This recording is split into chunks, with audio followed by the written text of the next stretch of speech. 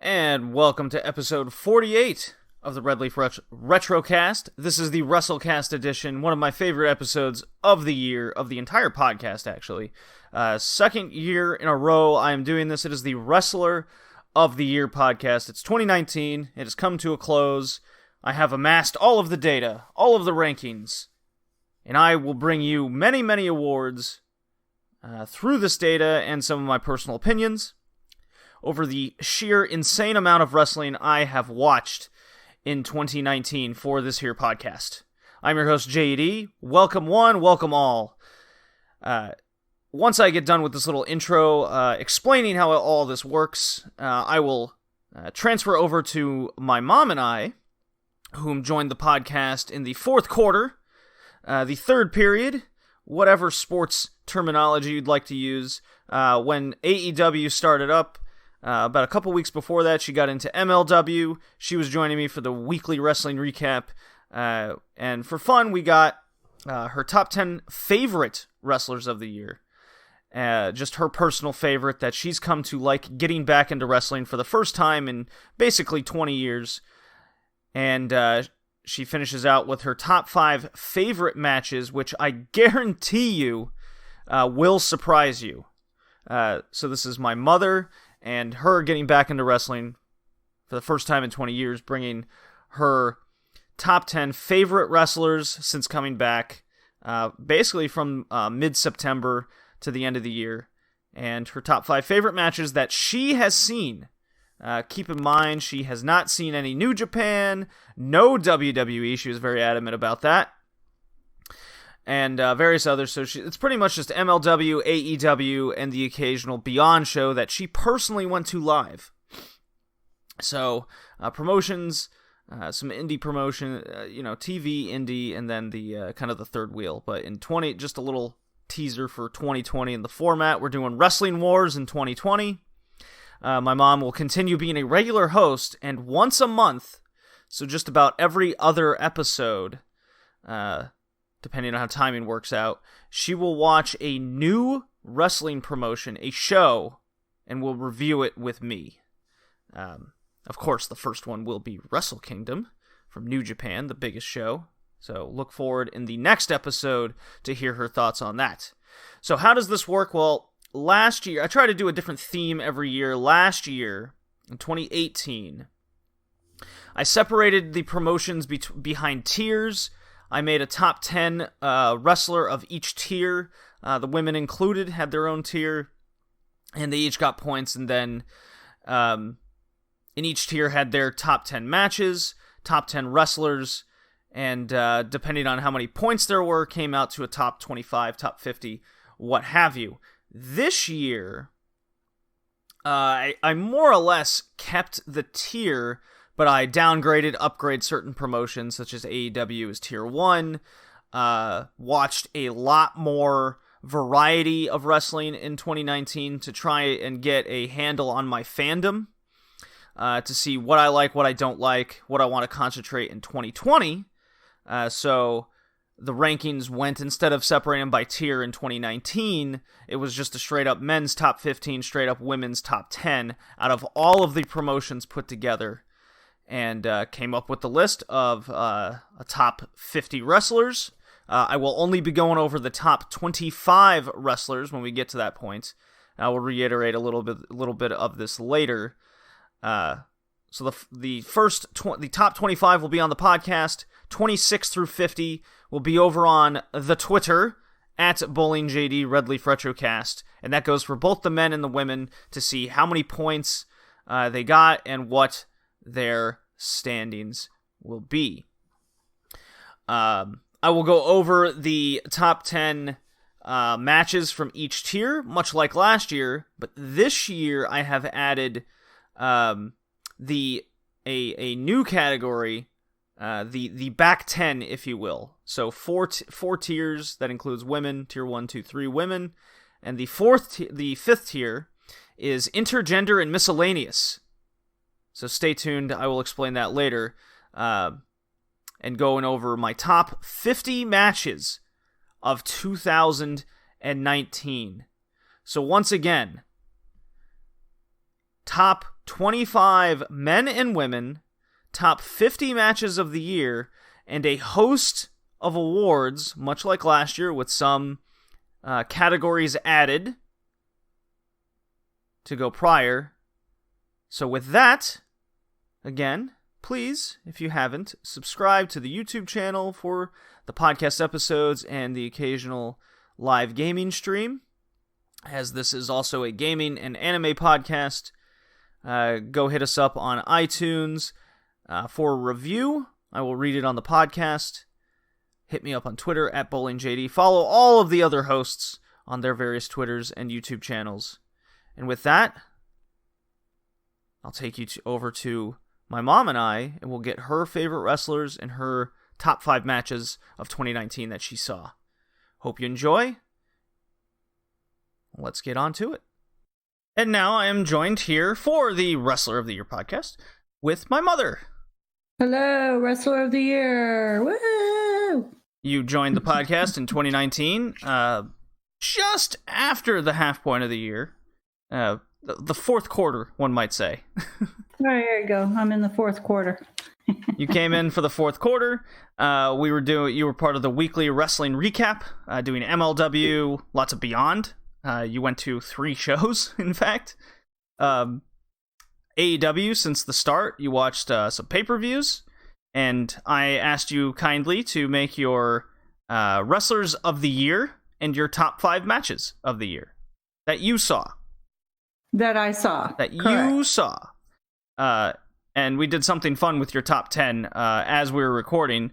For every episode, I had you pick your favorite wrestler. And you've amassed 10 of them, and now it's your job to rank them. So my number 10 wrestler. Should we go backwards? Absolutely. You got to keep the audience in suspense. Right. So my number 10 is Injustice. Injustice. Your boys from MLW. Yeah. I feel like that is... number 9. Oh. Davey Boy Smith Jr., number 8. Chris Jericho is at 7. Oh, that's awfully low. I'm going to have to ask why on that one. I don't care for him. You don't care for Le Champion? Well, and I have to say that and another reason why he's 7 is because I've really seen him jaw more than I've actually seen him wrestle. And it wasn't until maybe, I think I've only seen him wrestle. Okay, he wrestled Jungle Boy, wasn't really wrestling. And maybe 2 other matches, and then seeing him on Japan. So he's 7. Number 6 is he's 7. Number 6 is Kenny Omega. Number 5 is Dark Order. Oh, Dark Order over Omega and Jericho. Exactly. Well, I like Dark Order and his minions. I do. I like them. Darby Allin is my number 4. Good old Darby. Yeah, you've really fallen in love with that guy. I've liked him for a while. I look back at my notes, and I've been a fan of the way he is in his acrobatics and his style. I like his style. Number 3. Hangman Page. Rhinestone Cowboy. Yes. Number 2 is Chris Statlander for a female. Wow. She's really high on your list. She made it really high on her list. She made it really high on my list. And number 1, who I've been a fan of for quite a while, almost since we've started, actually, is Jon Moxley. Is my number 1. Moxley is my number 1 guy. I see him doing a lot in AEW. Mm-hmm. And it was a surprise when I saw him over in Japan, which was a surprise. You didn't tell me he was going to be on until we started watching it. So that was kind of cool. And so it kind of makes sense why I like Jon Moxley. There you go. So why Hangman Page at 3 above a lot of those other guys? I like Hangman Page. I like the way he wrestles. I like his style too. He's right up there with Darby Allin. He's what puts him over Darby then in particular?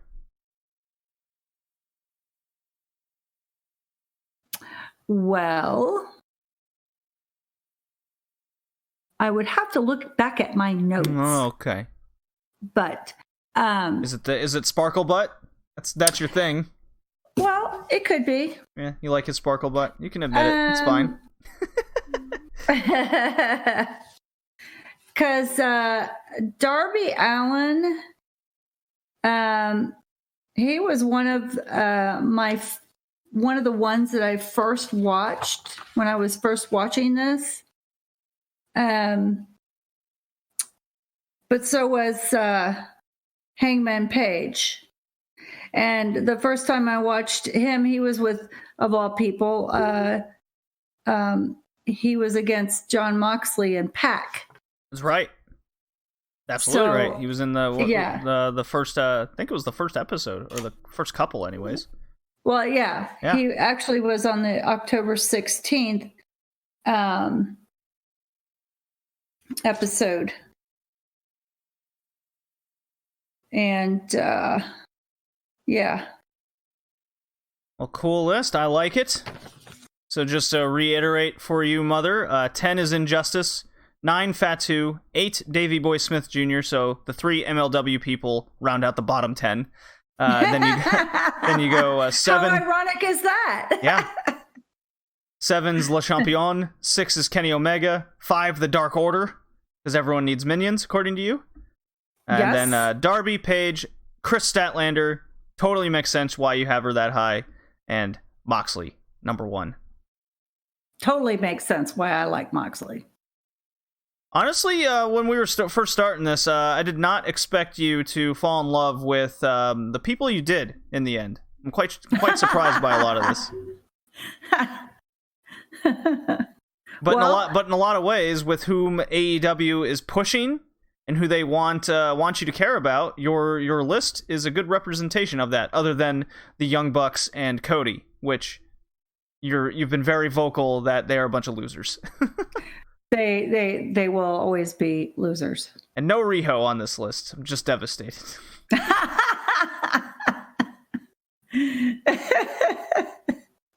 Well, you might be surprised. Okay. Well, let's get into your top 5 favorite matches of 2019 that you saw. That I saw. So I am going to go with an MLW match. Ooh, MLW, number 5. Right. Which actually was one of the first matches I watched, but I seem to have liked that one because it was, of all people, and it was the most memorable because it was the most disgusting, probably. Was the bunkhouse brawl with Havoc and Warner. Yeah, okay. Right? With the barbed wire in the mouth and bloody chaos and the bale hay and the shovel and the rake and the Halloween match. The wheelbarrow. Yeah, that one. And then, right? So I'm all about the blood. Yeah, of course, yeah. The one who wanted to get away from the Beyond Weapons match. Right. JD, I can't take this anymore. No, you gotta come back. I know. I'm like, God, it was disgusting. So that was made a lasting impression on you. Right. And then I have, so let me see here. I'm going to give you the Riho Britt Baker match. Oh, from AEW Dynamite 4. TV. Yeah. So I'll make that 4. Riho versus Baker. That was for a title match. Yeah. Actually, I gave Riho a thumbs up for the stomp on Baker, and she had some good rollout moves with the double knee strikes. And my ears must be deceiving me. Are you giving Riho credit? Briefly. I'm going by my how my notes went and what my my feelings were. Yeah, it's good you keep track of these things. I do the same thing. So that was number 4 because the final was the Riho turn the table for the win. That probably, and I felt that was a fair weight match, because the thing that bothers me most, and that's one of my biggest comments about Riho, is the weight and the mismatch of her opponents. And that's why I don't feel that she's a true champion in my book, because she is a mismatch for weight. Well, it's a good thing she's an escape artist and always pulls out the win in the end. Yeah, right. And then for number 5... 3. Oh, yeah, 3. Thank you. We are going backwards, aren't we? Yes. For number 3, I am going to have it as...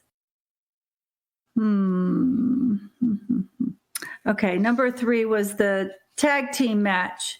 This was, and it seems that October 16th was a big time for me as far as matches. Okay. Compared to the other matches that I watched, October 16th was that big deal. So it was, I guess, the matches. I liked the people that they had for these matches. Maybe because it was a big introduction, to AEW for me, and there wasn't a lot of jawing on it. But as I've been watching AEW, there seems to be a lot more talking. I'm like, oh my God, what is this, WWE? Because I really don't like the talking stuff. But October 16th seems to be my my day. So number 3 was the tag team match with SCU and Best Friends. And the Best Friend. The tag title tournament. Yeah. That was when Scorpio Sky replaced somebody. Yeah, with the whole shoe thing. Yeah, with the tennis shoes on, and Scorpio Sky did a head drop kick and a power bomb for the win. So I liked that match, and that was one of the ones that stood out to me. Again, this was on October 16th for AEW, and that was number 3. And then my number 2 was, of course, the Jon Moxley with the Bastard and Hangman Page with Omega. The one where Moxley walks out on Pac. Right. Yeah, that was a good match. That was good. It was a good match. Omega flying into Pac, barbed wire weapons. Moxley walks off. That was just a really good match.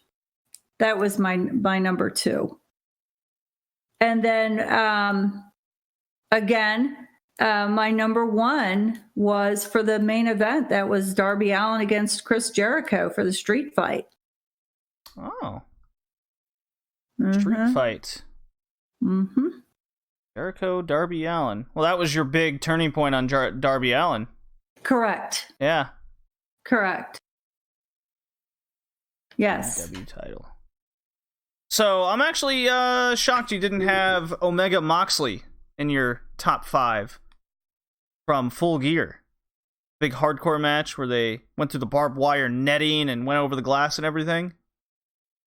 You really liked that one. Yeah. But didn't make your top 5. No, it did not. Did not make my top 5. It did not. Sorry. Well, I'm shocked a Riho match of all things made it on your top 5. Well, Flabbergasted. And these are very cool choices, I must say, because they were all matches with a huge purpose in each of them, and it was either to make a big story out of it, or try to get someone over. In the Bunkhouse Brawl match, it was to continue the Havoc Warner feud that's been seemingly going on for all of 2019. Riho Baker was to, well, in hindsight, start the whole Baker can't beat Riho, right? Right. She can't beat her, no matter how much she does. Look what happened when the 4 of them were out there. Yeah, Riho got her again. Rose. Right. So she was all pissed off about that. SCU against Best Friends was the whole Scorpio Sky throwing his shoes off and fighting the last second, which was really cool. Pac Omega Moxley was the Moxley is the what's the word I'm looking for? Lone wolf, I guess. And he's not going to put up with anything or anyone's stuff, while Pac and Omega has their thing going on. Pac and Page, and then the street fight was the whole purpose was to get Darby Allin over. And lo and behold, it's your favorite match of the year. There you go. And Darby Allin is your number 4 favorite wrestler of the year. So we'll have to keep we'll have to keep a similar list for 2020. We shall. Maybe I'll just be like, what was your favorite match of the podcast? And then you'll give it to me, and I'll mark that down, and that'll make you coming up with your list at the end of the year much easier next time. Yeah, right. It'll be fun. It'll just be like, this was my favorite match during this time, and then you'll have a top 10 next time. So, we have some players that I have to ask you about because I haven't seen them. Okay. Well, maybe I have, but they're going by a different name, or I should recognize them. Alex Reynolds. Yes. What about him? Who is he? He is with John Silver, the Beaver Boys. They are part of the Dark Order now. Ah, okay. You remember the story of the little girl on the beach giving a guy the finger? I told you when I went to the show at the beach for Beyond Wrestling. Oh, okay. That's the guy the little girl was giving the finger to. Oh, that's Alex Reynolds? Yeah. Okay. Reynolds and Silver. Who's all on the Dark Order? It's Evil Uno and Stu Grayson. And is Evil Uno one word? One name? No. Oh, it's Evil and then Uno. Space Uno, yes. You know, like the game Uno? Yeah. Yeah, spelled like that. Okay. So there's Reynolds Silver, Evil, Uno. Are those the 4 main? And Stu Grayson. Evil Uno is one guy's name. Oh, okay. Yeah. We know there's a bunch of minions and then those 4 people. Okay. There's Reynolds, Silver, Evil, Uno, and Stu Grayson. Okay, I was wondering who is their thing.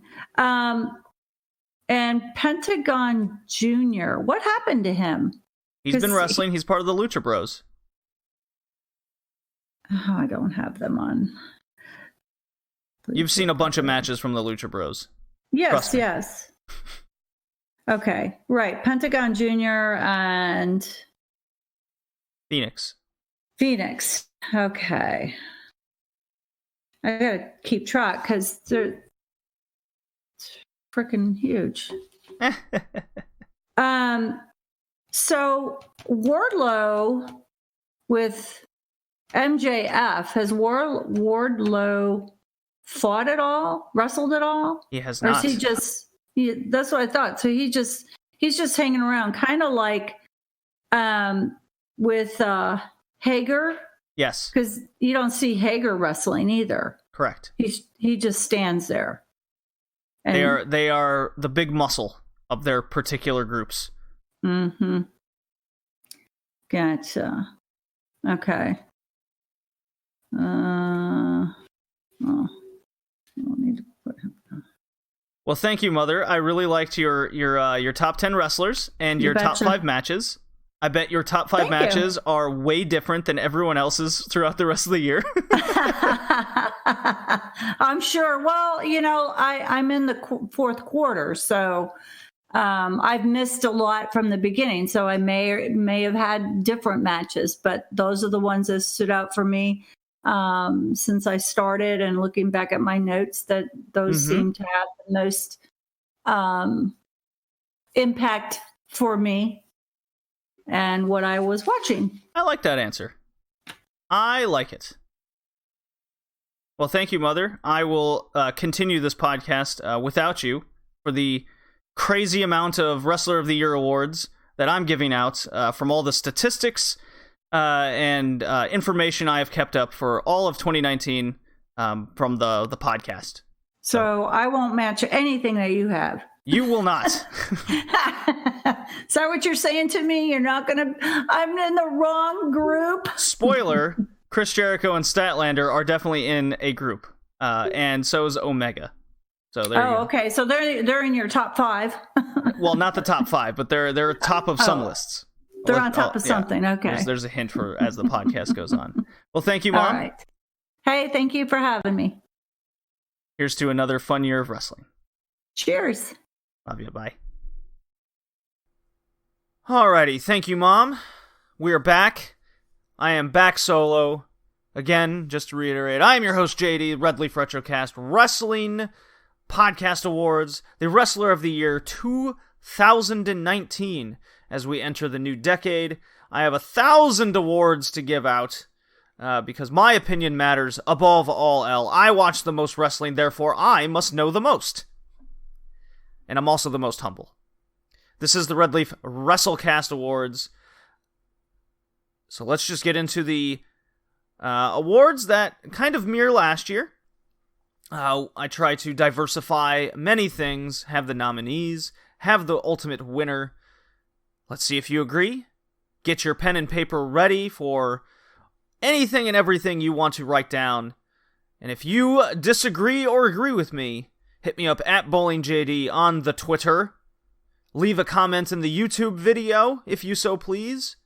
Whatever it may be. Let's get to it. So let's recap with last year's early contenders for Wrestler of the Year in 2019. This was a prediction award. Whom I thought was going to win Wrestler of the Year in 2019. So the nominees I had for Wrestler of the Year were Pac, Jay White, and David Starr. And my bold prediction was Jay White was going to be the Wrestler of the Year for 2019. Did it come true? Well, let's find out all the awards, shall we? My reasoning behind Pac was he was full-time wrestling again in Dragon Gate, and he finished out 2018 winning the Dream Gate title. Jay White was coming off winning the U.S. title, the crazy G1 victories, and I thought he was pegged for a long Intercontinental title run. And then David Starr, I thought was going to be King Champion of the Indies, whether that was Europe or North America or both. So those were the reasons there. Thought I'd just see the most of them. Throughout, they'd put on the best matches. And if you've been paying attention to the podcast and the wrestler rankings, those 3 names did in fact come up quite often. But with the first award, I like doing the Wrestler of the Year by region. Wrestler of the Year Japan, the nominees are Pac, Will Ospreay, and, this might surprise some, Kento Miyahara. Pac was the Dreamgate champion for most of the year. Will Ospreay was the junior heavyweight champion, along with competing in the New Japan Cup, the best of the Super Juniors, in which he won, and the G1 on top of it, and the Junior Tag League. The dude has been insane all year. Kento Miyahara has been the freaking All Japan champion all year, to say the least. So, with a number of good defenses, some, in my opinion, underperformed, and the fact I didn't watch as much All Japan as I did in 2018. I, in fact, switched over to Dragon Gate more often, which surprised me. That's a promotion I only popped in on for a show every now and again over the past few years on their Dragon Gate network. The winner is, and it shouldn't be a surprise for many, it is one William Ospreay. The dude has been insane all year. I think that goes without saying. Won the best of the Super Juniors, had an amazing New Japan Cup performance with his match against Okada. The G1, he in fact beat Tanahashi, so needless to say, the guy has been a machine all year, and yes, health does matter. And he stayed relatively healthy all year. Wrestler of the Year Europe. Nominees are David Starr, Walter, Jordan Devlin, and the surprise nominee is Cara Noir. Now, if you are not familiar with Cara Noir, he is a guy from the Riptide promotion. I believe he's performed in Brighton as well. He's seemingly popped up out of nowhere in 2019, had really, really good bouts versus Pac. That is one match to look out for. And then he finished out the year. He went over to Denmark, had good showings in Body Slam wrestling. Finished out the year with just a fantastic trilogy against Ilya Dragunov in character work, unlike any other you might see in the entire year. And he's running on a high, going further into Progress for 2020. So, David Starr, Walter, Jordan Devlin, they have seemingly been in storylines in multiple promotions, especially Walter and Starr. That's a story that's been spanning a multitude of years across promotions. But more or less, OTT's main event scene involving these three has been the crux of OTT for 2019, and in my opinion, unfortunately, the whole reason to watch it. And I mean the sole reason. Because its mid-card and undercard has been struggling, but that's regardless of the point. Their main event scene has been must-watch all 2019, and it's because of these three guys. Walter was the OTT champion, defeating Devlin. Devlin wants the title back. David Starr wants in to beat Walter, betrayed the friend. All of this came together. Starr and Devlin made it to the Strong Style 16 finals in their respective tournament ends. Walter and his WXW heel run, the list goes on of their accolades. And when it was all said and done, the work of one David Starr spanned, in fact, all three the major European promotions. At a high level. Yes, Walter was the Progress champion, but who won Strong Style 16? Who had arguably the best title match and run to the title in 2019? That was David Starr. All the way to the end of 2019 in WXW, he was in the title picture. In 2019 in Progress, he was gunning for the title picture of a long-term story, and his long-term story in OTT. Plus, he ended up winning the OTT title, and he still has a claim to the titles that he got screwed out of in WXW in Progress. The winner is David Starr, is what I'm getting at. Yes, Cara Noir was a late nominee, but his name does need to be mentioned. Last year, the winner Well, last year the winner of Japan was Kenny Omega, and the winner of Europe was Walter. So David Starr has beaten Walter in 2019 in these awards. Wrestler of the Year, North America. This includes Canada Smash Wrestling, which I catch a match every now and again, see how they're doing. North America includes Lucha Libre, Mexico, various other, just anything in the continent of North America. Needless to say, there's not a lot of wrestling happening in South America or Africa. Australia, I tried to get into their indie promotions in 2019, but the level just hasn't quite made it there. I have the promotion out of Melbourne. It's kind of tough to get into. There's RCW, which I watched quite a few shows from them. There's potential there.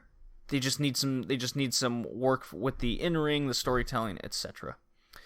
Needless to say, let's get to the North American nominees.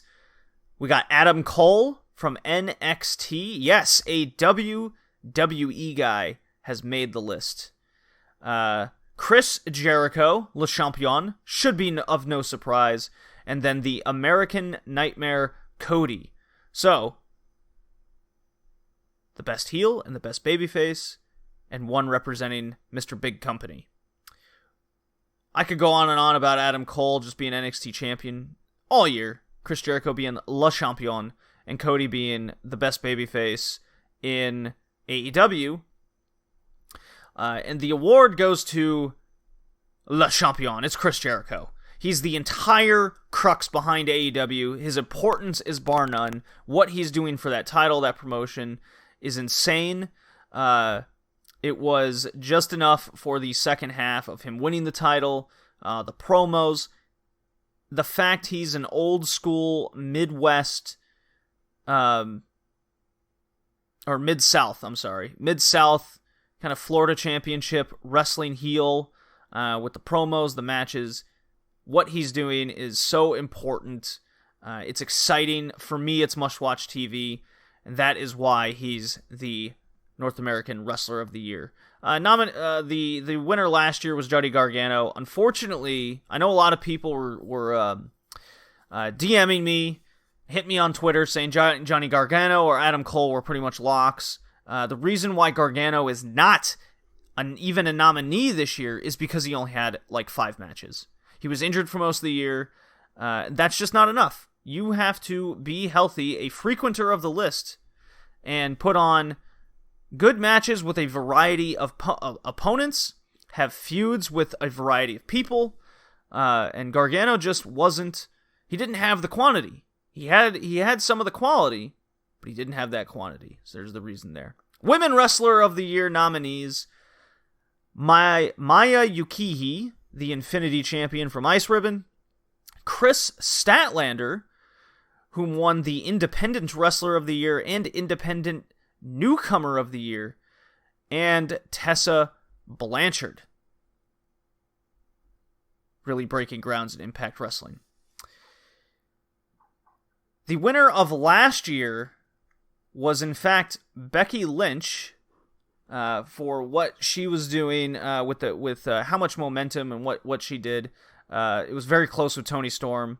I do say so myself. Tessa Blanchard was putting on bangers as well. It was a very close battle last year.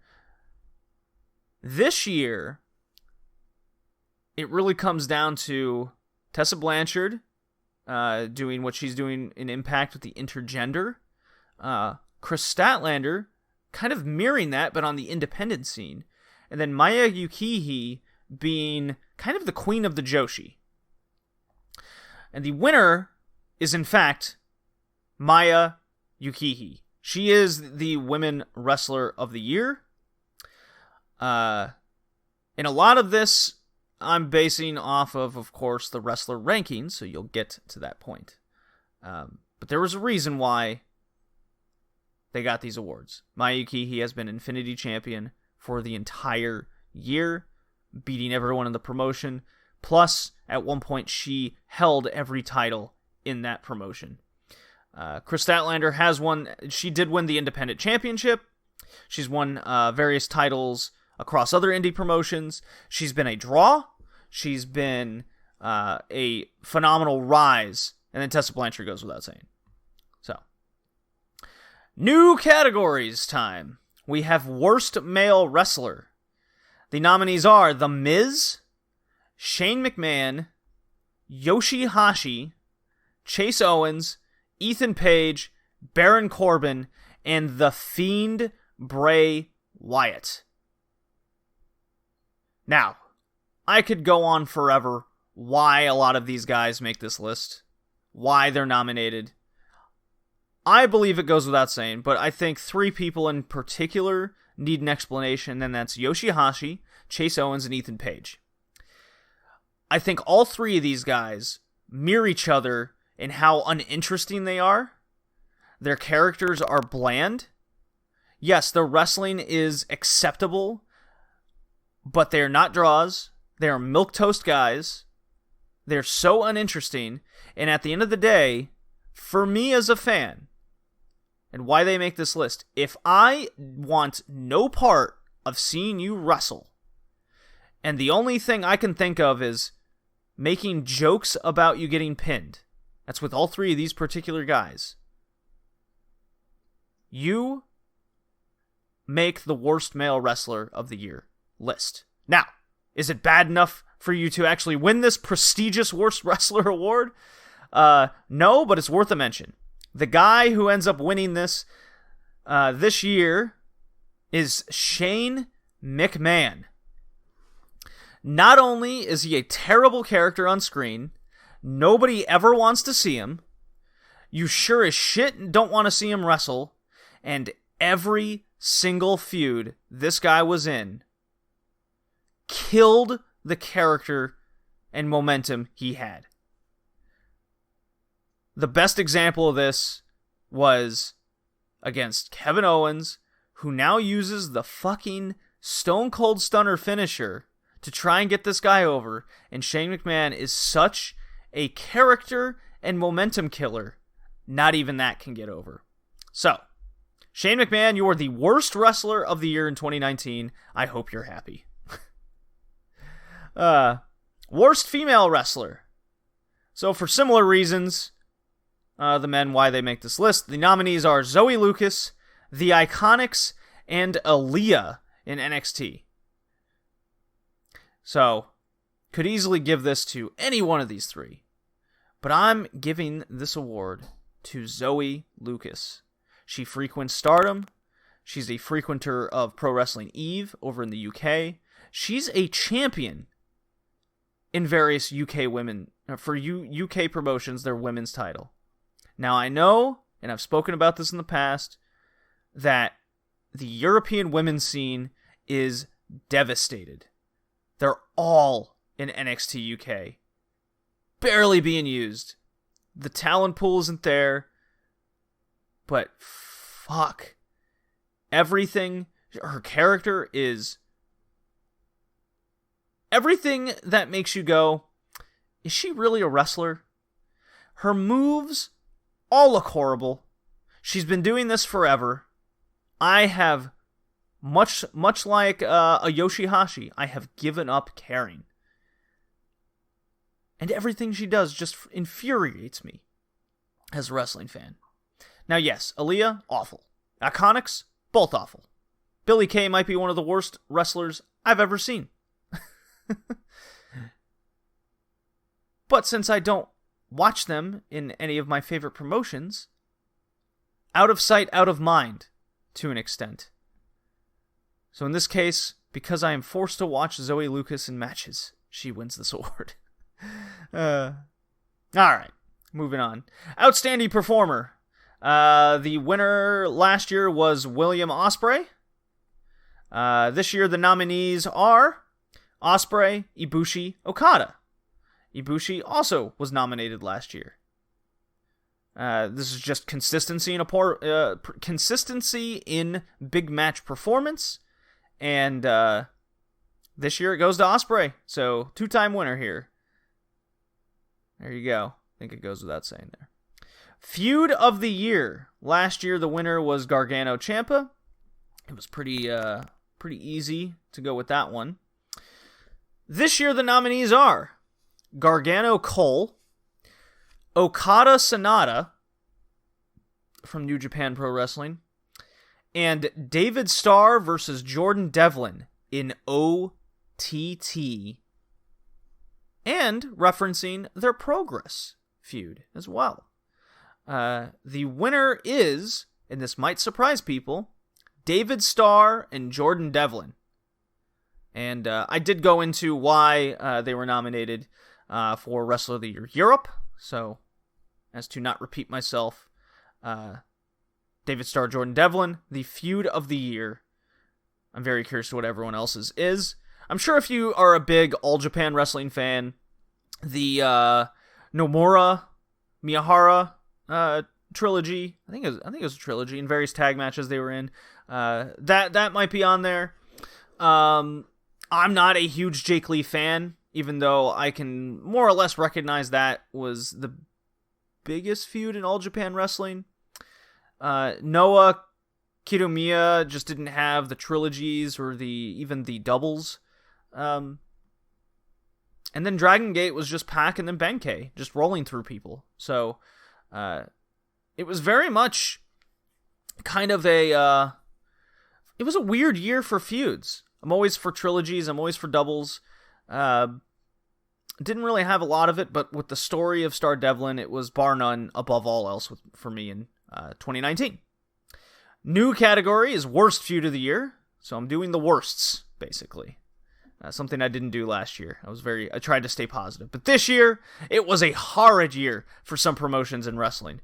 So the Worst Feud of the Year, the nominees are Rollins Corbin, Rollins Fiend, Rusev Lashley, Reigns Corbin, Miz Shane.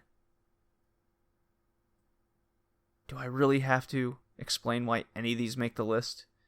They're all WWE. They're all main roster WWE. And somehow, they're all relative to the main event. Jesus Christ. Rollins Corbin essentially killed Rollins' character. Rusev Lashley goes without saying with the whole Lana's cheating storyline.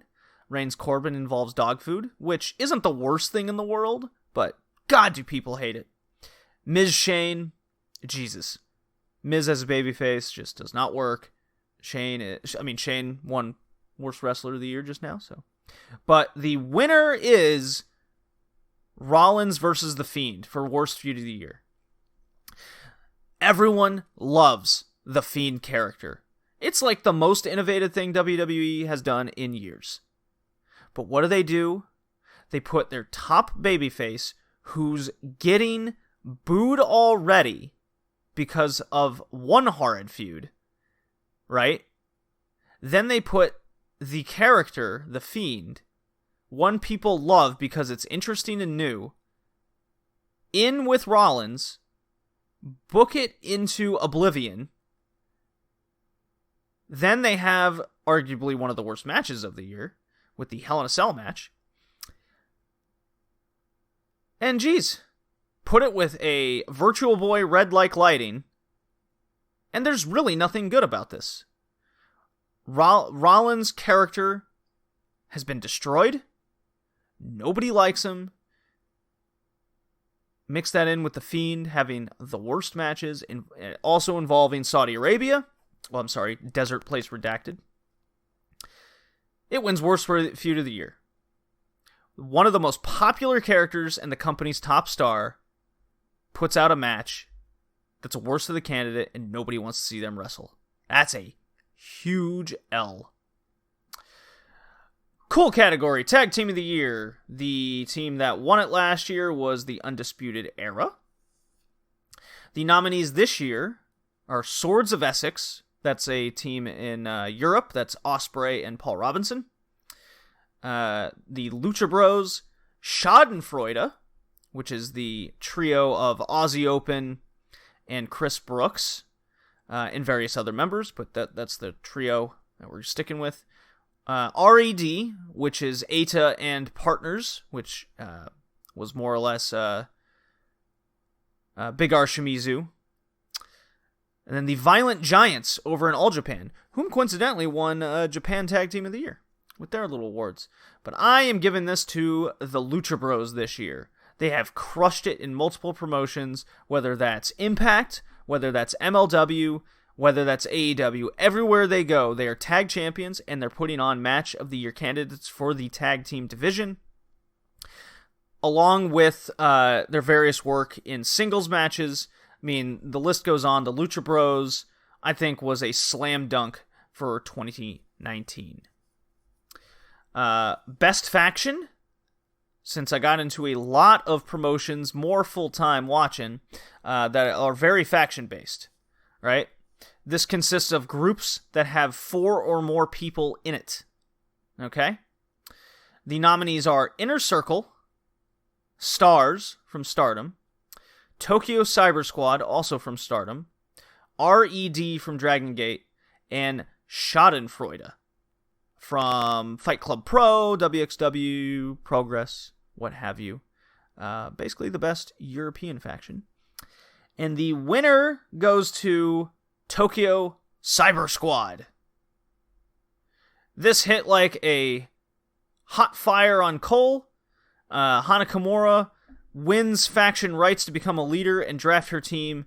She chooses Jungle Kiona and Konami 1-2, respectively, and seemingly creates a powerhouse squad that rolls through the entire Stardom roster, winning the tag titles and the trios titles seemingly immediately, and holding them for a good while.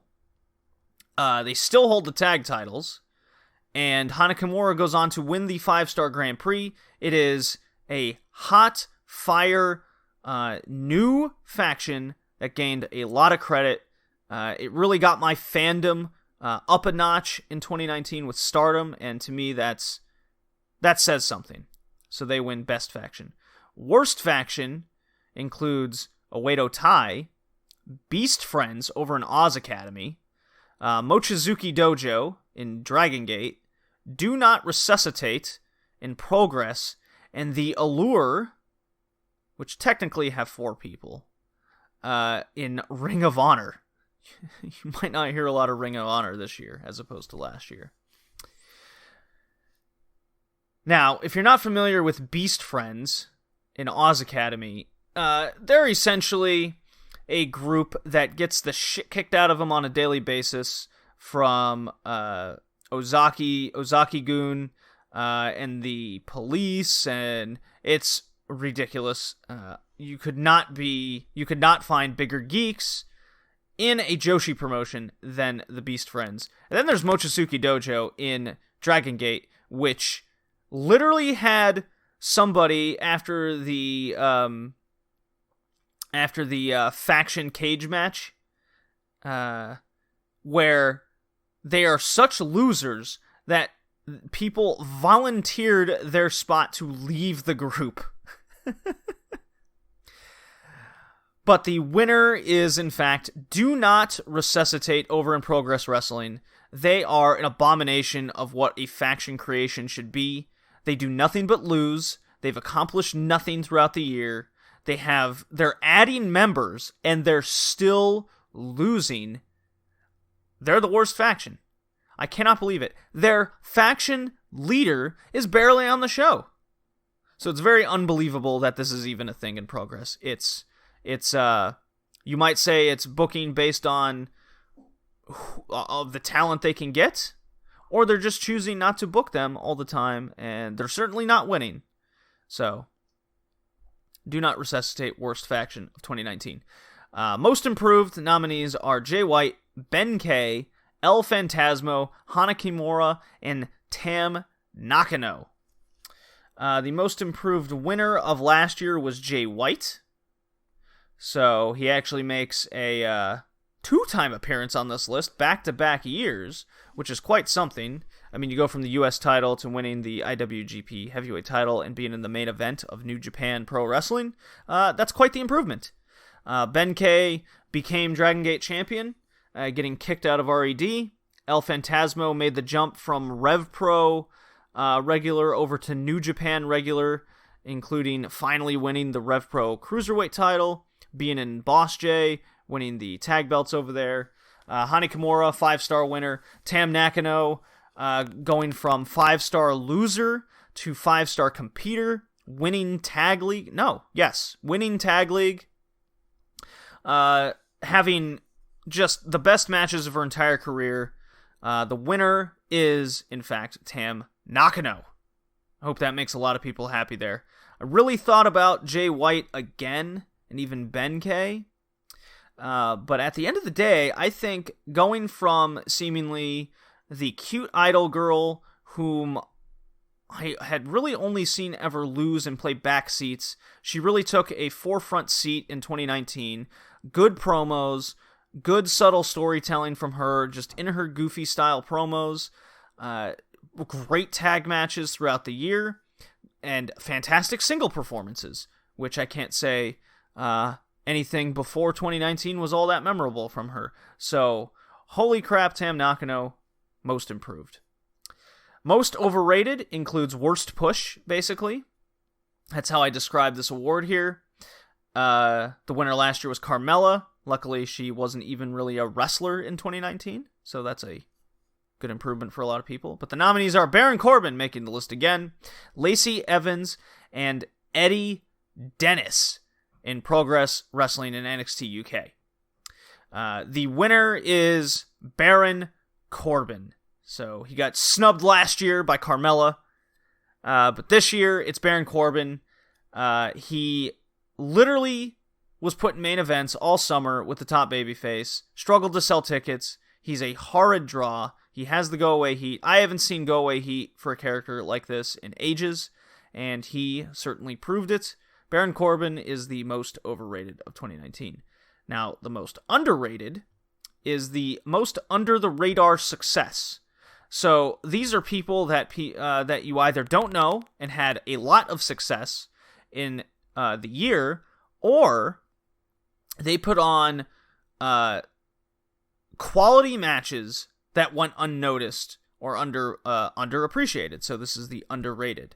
The nominees are OJMO, Cara Noir, whom was nominated here for European Wrestler of the Year, and Kenny Omega, oddly enough. And the winner is... who won last year? Mustafa Ali won last year. How about that? Well, this year the winner is actually going to go to Kenny Omega. The man left New Japan in January of 2019 after the great Wrestle Kingdom match. Started up with AEW, and he seemingly from that point forward had at least one 4.5-star quality match a month. And being that this is technically an Omega down year, right? The fact that his quality of matches against a wide variety of opponents, he barely faced anyone more than once throughout the entire year, and every single match was worth watching. So he actually gets the underrated performer of the year. Best gimmick nominees are, this is a new category, best and worst gimmick are new. Dark Order, Orange Cassidy, Murder, Death, Kill Squad Nick Gage, and the cutest wrestler in the world, Maki Ito. The winner goes to Orange Cassidy.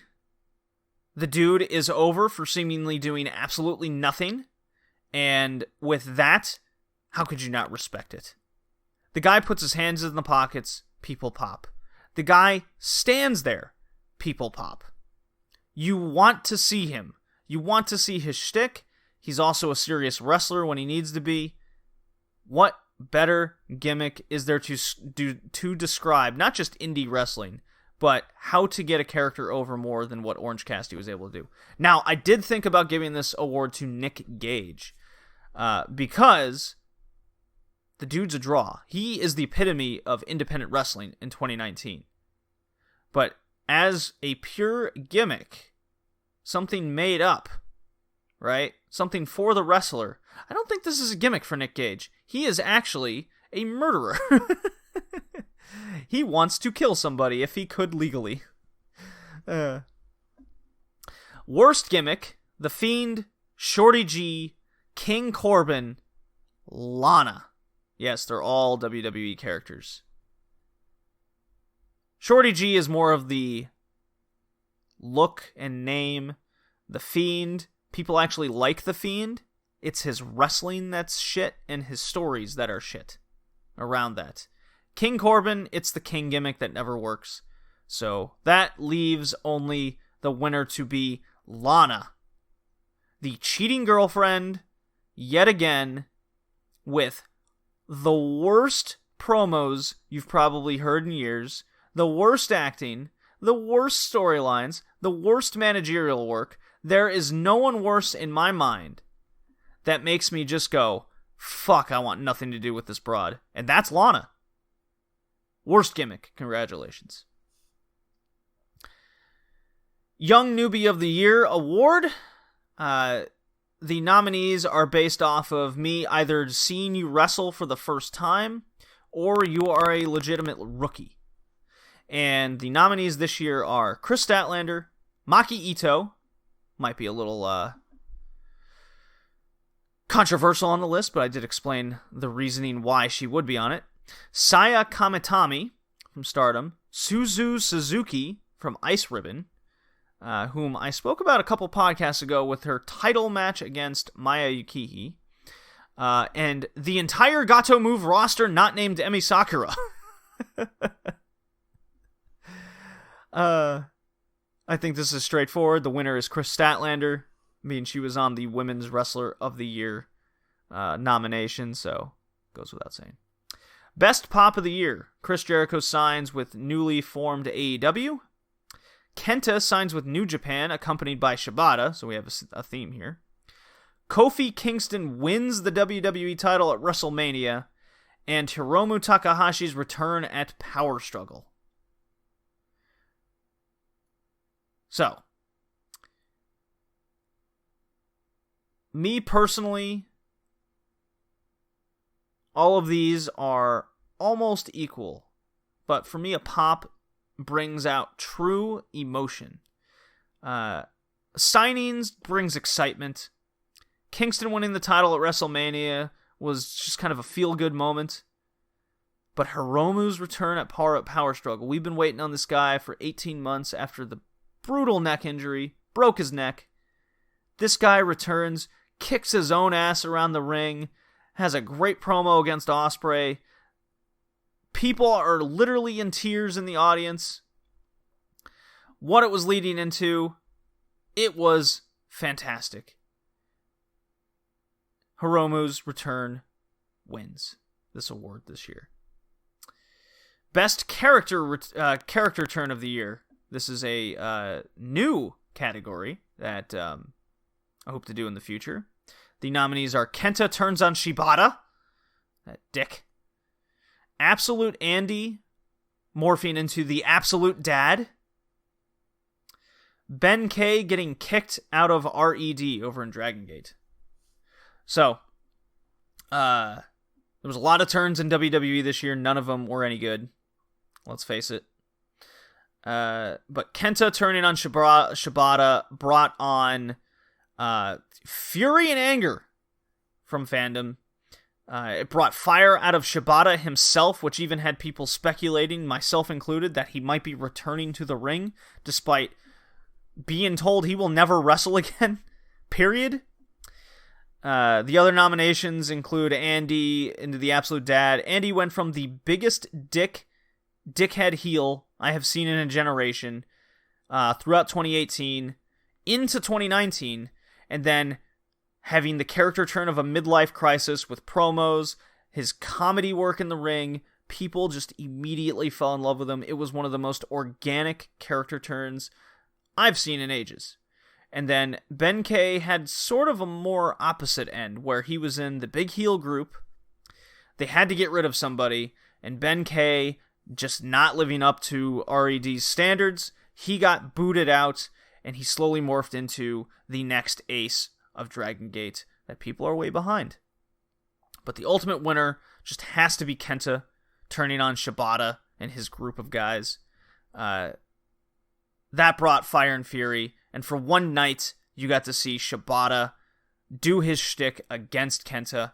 That was the greatest character turn of the year. Most unique match of the year. Last year was the Okada-Suzuki match in the rain. Go look up pictures of that online. It's just amazing. This year was much different. I'm sure if I watched more DDT, this list would be filled with them. But I only watched a couple DDT shows this year, and the most unique out of that was the 100 plastic case match between Isami Kodaka defeating Sanshiro Takagi. Another nomination is the Gato Move promotion in Ichigaya Chocolate Square. And then Bloodsport, Josh Barnett versus Minoru Suzuki time limit draw. So Minoru Suzuki makes the most unique match list 2 years in a row. But this year, it's got to go to Gato Move and Ichigaya Chocolate Square. I've never seen wrestling anything like it, and I've seen DDT have matches in a train with 20 people. But the fact Gato Move has such a following, and it's growing, and it's all because of this just wrestling on a mat in like a school classroom, is just, it's mind-blowing. Of this style and performance. So they win most unique match of the year. Best pay-per-view of the year. Last year was Dominion from New Japan. The nominees this year is Wrestle Kingdom 13 from New Japan, TakeOver Brooklyn from NXT, Kobe Pro Wrestling Festival from Dragon Gate, Big Summer in Nagoya from Stardom, and Ultimate Party from DDT. So that's 1, 2, 3, 4 out of the 5 pay-per-view nominations are from Japanese promotions. Those Euro promotions they had the better names, but they didn't deliver as big. And the winner is the Kobe Pro Wrestling Festival from Dragon Gate. If you're a frequent listener of the podcast, I speak so highly of that entire show from card bottom to top. It had everything you wanted, had that variety, had the matches, just an overall complete banger. If I am to recommend anyone wanting to get into Dragon Gate even a little bit, even a part-time, it would be to check out this show. Worst pay-per-view of the year nominations are WWE Hell in a Cell, WWE TLC, and the WWE Saudi shows. So that includes all of them. And this is actually going to be a 3-way tie. They were all atrocious with each of their own reason. Hell in a Cell had arguably the worst finish to a match I've ever seen, with the main eventers just killing themselves. Sort of. TLC was very much the same, but with an overall worst match card. And then the Saudi shows speak for themselves. So in every conceivable way, it's a tie. WWE 3-way tie for the worst pay-per-view of the year. And that's a new category. Referee of the year, new category. Nominees are Tassilo Jung from WXW, Aubrey Edwards from AEW, Stephen Dumang from Beyond Wrestling, and Red Shoes from New Japan Pro Wrestling. One thing I like focusing on is if they somehow get refs involved with the story, especially doing these retro Nitro watches with Nick Patrick and various guys that are in the match. They're the unsung heroes of a promotion. I really thought about, if I was to give this award out for 2018, it definitely would have been Tassilo Jung. With what he meant to the promotion, the storyline, long-term storyline involving Absolute Andy, how that all turned out. Stephen Dumang kind of has the opposite Nick Patrick feel to him. Red Shoes is just a legend. Same thing with like Tiger Hattori. But the winner is actually going to be Aubrey Edwards in AEW, female referee that is treated with absolute seriousness. She's in fact, over with the crowd, so much so that there was the hardcore match, the street fight with the Young Bucks and Proud and Powerful, where the Young Bucks actually pulled her out of the ring, and that was enough to get the Young Bucks booed. So it's just things like that. She's super serious. She's a really, really solid referee. And as we've seen time and time again, whether it's on live shows or at events, they have such an important job, and Aubrey Edwards has absolutely nailed it. And coming to TNT on TV, you, in fact, ask more of her. Just fantastic all around. Let's see. I need to take a drink here. As drink my scotch in celebration. I should really check if my audio's working. It still is. Making good time here. Still got some watching for the next episode. 49. With the Wrestling Wars. Where was I? Yes, continuing the awards. That scotch is good. Yes, cheers everybody. Prost, jawohl, Nostrovia, whatever language that you speak. Thank you for coming. These prestigious Red Leaf Retrocast Awards. Nominees for Backstage Host Presence. So this includes also managers, because they have a lot of backstage roles themselves, hyping people, what have you. Interviewers, whatever you can think of that's not a referee or wrestler, basically. The nominees are Jen Decker in AEW, Karsten Beck in WXW, so an authority role, and Zelina De La Renta in MLW. And I gotta say, I am a big fan of what Jen Decker is doing in AEW. I'm a huge fan of Karsten Beck. You seemingly have the William Regal role for WXW. His promos could be better, but hey, English isn't his first language. German isn't certainly mine, but hey, we both speak our second languages fluently. But, needless to say, to me, the best presence, host, backstage, what have you, is Zelina De La Renta in MLW. She's like 23 years old. She just owns the camera. She owns your attention. She has a stable, a faction of her own with Promociones Dorado. She even had a few authority roles for a few episodes in MLW. She was a prime focus. She is a star of MLW. And for a big part of it, she was the whole reason why I continued to watch. Zelina De La Renta is a star in her own right, and very much plays a role that has been lost, at least in the Western wrestling world. Yeah, I thought about adding Gato to the list, but he's really just a heel manager that accompanies Jay White. Yeah, he's a booker too, but anyways. Best commentator nominees are Kevin Kelly, New Japan, Mauro Nalo, NXT USA Live, Excalibur in AEW, and Sebastian Holmichel in WXW.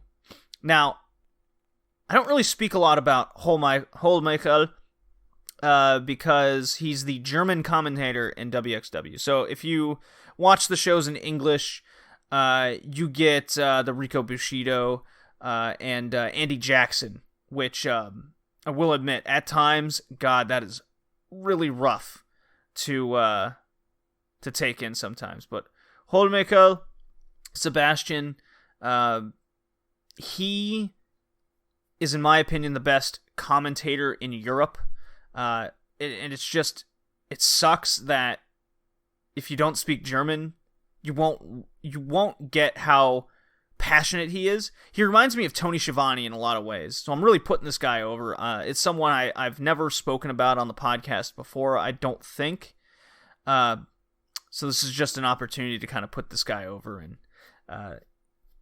you can definitely tell with his cadence and how much he cares, how much he just loves watching the product and what's going on in front of him. But needless to say, Kevin Kelly wins. Goes without saying. Worst commentator, Michael Cole, Renee Young, both from WWE, and the countless amounts of rolling failures on Raw and SmackDown. But not going to spend too much time on this. These are new categories after all. It's Michael Cole. He's been the voice of WWE for like 20 years. He's incredibly insufferable. I can't stand the constant commercialism. And yes, I know there's a dude yelling in his headset a lot of it, but seriously, his mannerisms are awful. His presentation of what he's saying is bad. He just doesn't come across as genuine. He, by himself, is a huge deterrent. Why, if I ever watch WWE, I mute it a lot of the times. Anyways. Promotion of the Year awards. The winner last year was New Japan. The nominees this year are New Japan, Stardom, and AEW. What Stardom was able to do in 2019 was absolutely stupendous. If you go over onto the No Particular Angle podcast or even the SmackDown podcast, wherever I was, I just really put over Stardom for how they made new stars throughout the entire year, especially since the exodus of Kairi Hojo and Io Shirai, what they were able to do to bring this promotion up and whom they brought up it goes without saying. AEW, hey, come on. It's must-watch TV for me every week. And then New Japan, must-watch show every month. Needless to say, 2-time winner, New Japan. Worst promotion, new award. The nominees are WWE and Ring of Honor. And I have given this a tie.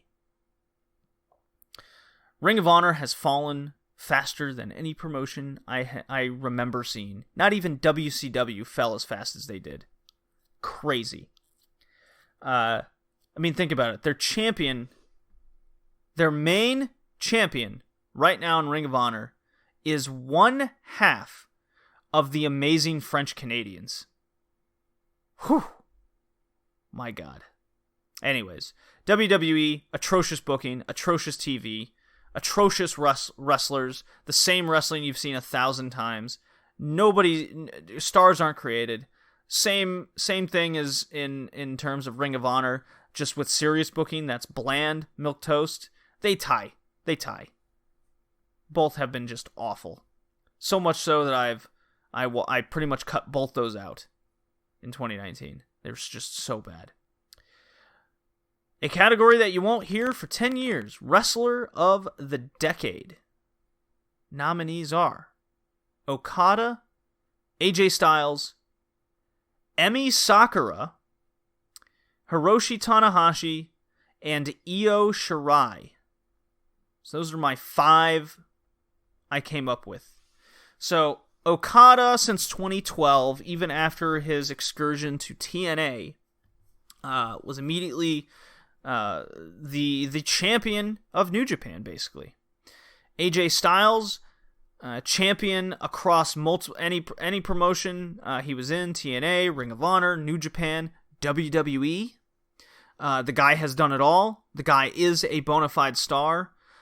He is the epitome of being a star everywhere he goes. Emi Sakura, to my very much attention, was brought that what she's done for wrestling, it's a very different sort of perspective on it, which I can appreciate. She brought wrestling to a country that didn't have any. She started Ice Ribbon, which is a great Joshi promotion, one of the top in the country. She's trained an exorbitant amount of wrestlers herself, in which some of her wrestlers are now on the main stage, most namely Riho in AEW. She started Gato Move, which in Thailand came to be. She gave a lot of wrestlers in Thailand chances, Korean wrestlers of all ages and background. What she's done for the business in the last decade is really an unsung hero and definitely worth a nomination for Wrestler of the Decade.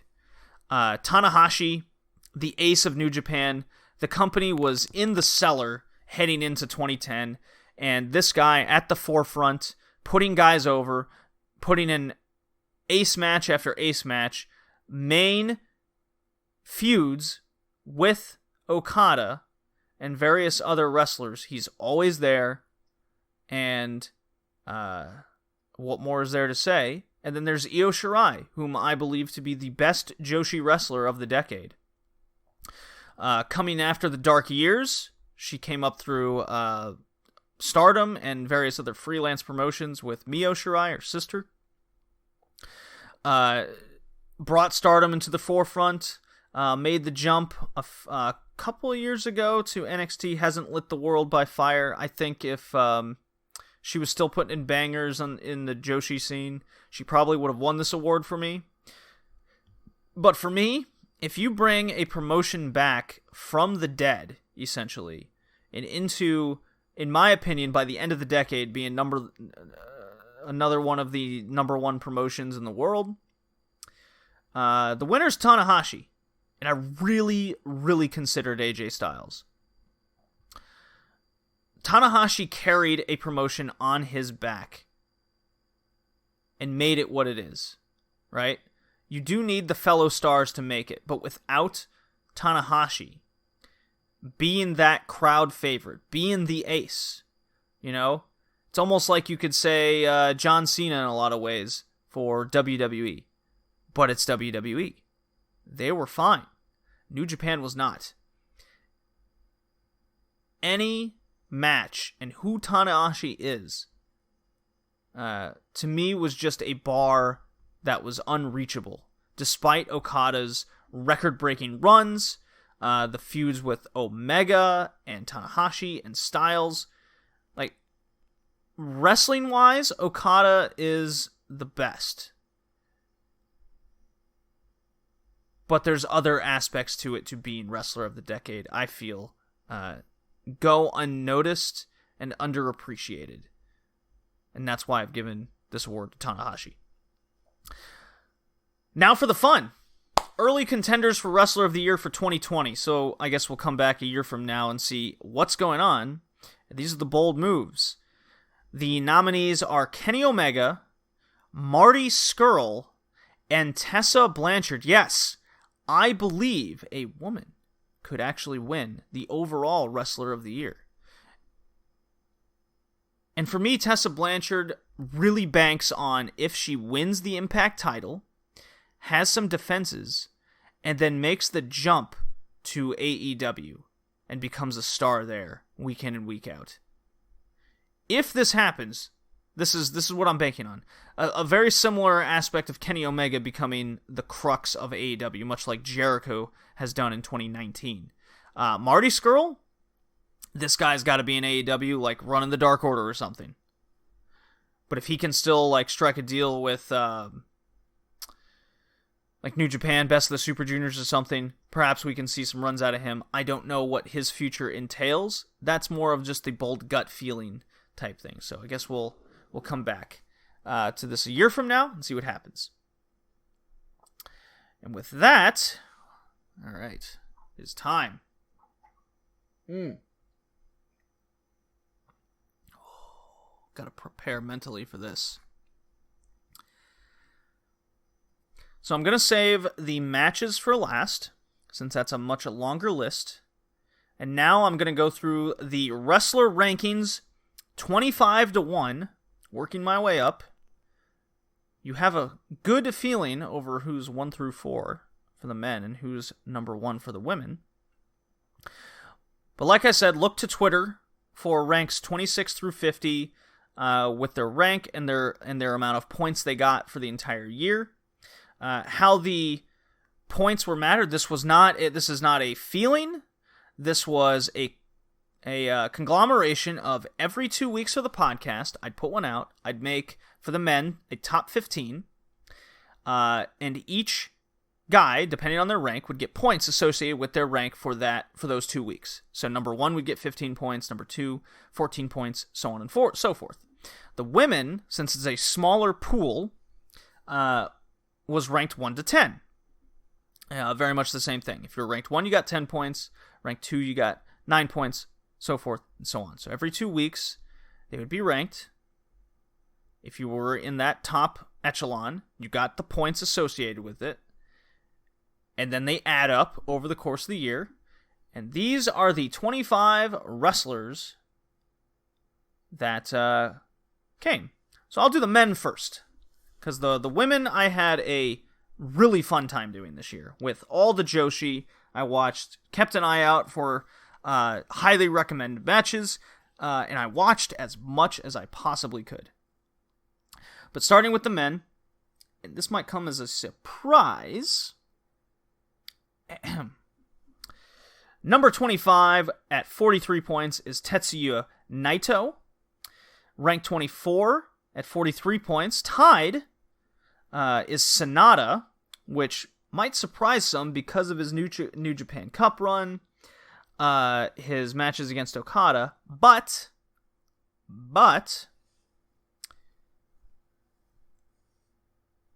tag team, nothing. No singles titles. No defenses, obviously, with the no titles. He lost in the G1 a lot. He did have a good match against Okada. So, that's why he lies there. Very similar situation with Naito. 23 with 46 points is Ilya Dragunov. So with the new structure, without separating these ranks and tiers, Dragunov kind of faltered in his points. 50 points at rank 22 is the Young Bucks, or the Young Bucks. So there's your first tag team. So keep track there.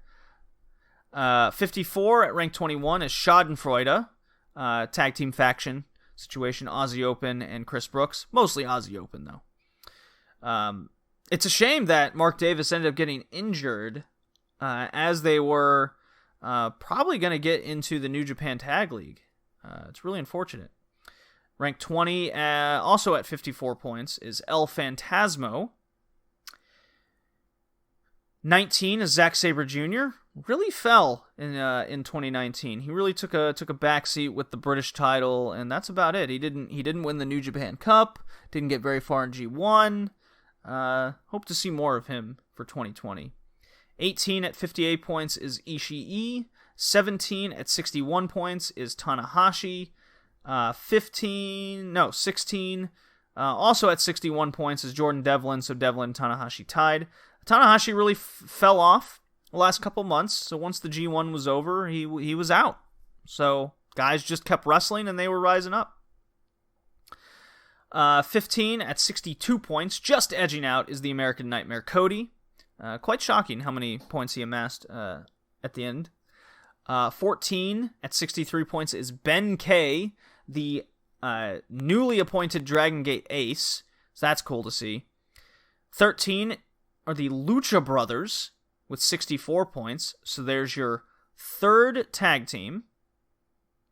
And that's actually the last tag team on the list. So if you're wondering tag team of the year, there you go. Lucha Bros 1. Schadenfreude 2, Young Bucks 3. Coming in at number 12 at 67 points is Kento Miyahara. His title defenses just didn't do it for me as much as they did last year. He needs new opponents, stronger opponents. I do feel that's where All Japan is leading into, though. Number 11 and 10, so 10, 11 respectively, tied for 10th, are Dragon Lee and Chris Jericho at 71. So Dragon Lee eclipses Pentagon Jr. as the top-rated luchador for 2019. And then now known as Rio Lee as we head into 2020, and he's signed with New Japan full-time.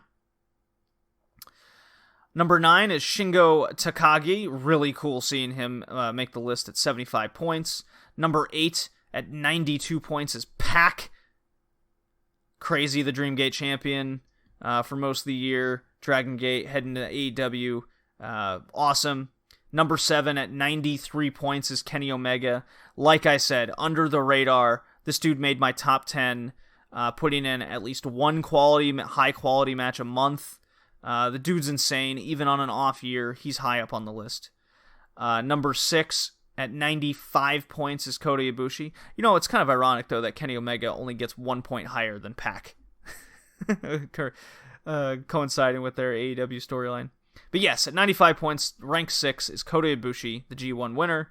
Number 5 at 97 points is Jay White. Wins the IWGP title, goes to Anniversary, loses the title, gets into the IC title picture, wins that. The dude has been extremely consistent, and I love Jay White's ring work. He is excellent. He's a dick heel, pure heel. Just don't get a lot of that these days. Number 4, unfortunately, not winning back-to-back years of Wrestler of the Year for the Red Leaf Retrocast, coming in at 101 points is Walter. And I 1,000% coincide to this to not wrestling as much with the main event as he did last year because he signed with NXT UK. Number 3 at 110 points is Kazuchika Okada. I mean, come on.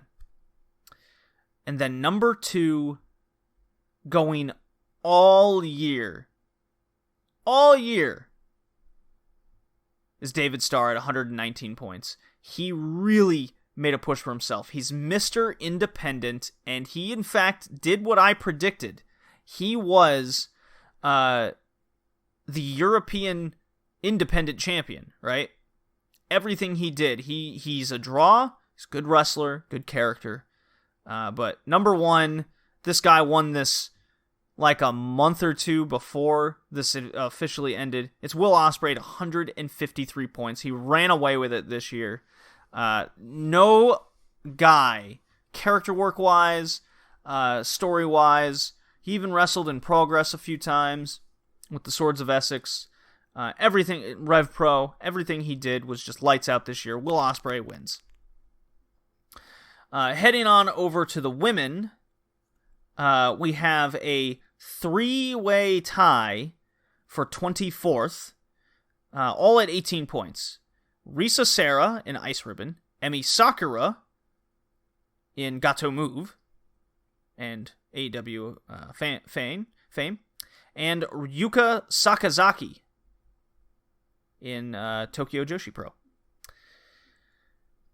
At 21, another 3-way tie. So 21, 22, 23.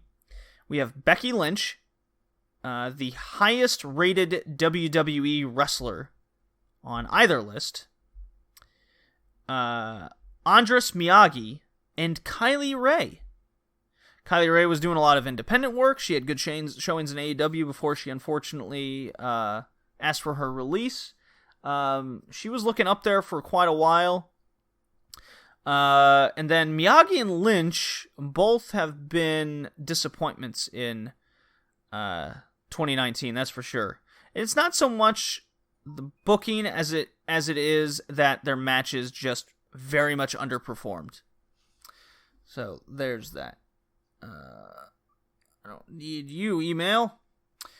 And probably the biggest drop out of anyone on either list is rank 20 at 23 points, Toni Storm. If I look at her rank from last year, she almost won. Just underneath Tessa Blanchard. In 2019, she left the independent scene, she left Stardom, she signed with NXT UK, and outside of winning the title in an underwhelming match against Rhea Ripley, and then losing the title in a very underwhelming match against Kaylee Ray doing the WWE style, she's disappeared. She has absolutely disappeared, and it devastates me because she's one of my favorite women's wrestlers on the planet, and she's gone. And who knows when we'll actually ever see her again. It's very, very sad. The best we can hope for is she gets called into NXT USA, and maybe she gets into the title picture there. But it's again the same thing we don't see in NXT UK. Yeah. Very, very sad to have to admit this. Number 19 at 29 points, Hana Kimura. You'd think she'd be ranked higher, but she's really coming into her own in the match standpoint. Her character work is must-see. Her promos are great. Her stable's amazing. Just needs it. I mean, she's the 5-star winner, after all. Just needs to get that ring game down. 18 at 32 points, Utami Hayashishida. Probably would have been higher if she didn't get injured in the middle of the 5-star.